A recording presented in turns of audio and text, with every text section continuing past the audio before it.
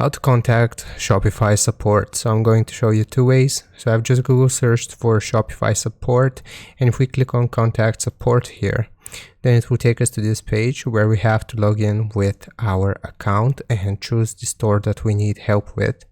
Now it doesn't really matter what you choose right here. We can choose starting a store as an example. And if we scroll down all the way, then we will see chat with us, community, and leave a message. So we can choose chat with us. And here we can type out our message to the support team. Now another way of how we can do this is by clicking on support right here and contact support. And as you can see, this virtual assistant appears. Now it will try to assist you, but basically we have to type customer support here,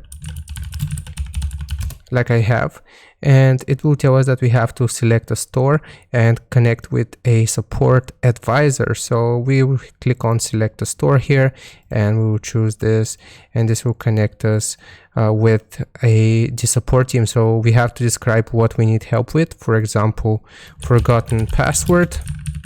And if I type this out and send it, then this will automatically connect me with a support agent responsible for forgotten passwords and recovering your accounts.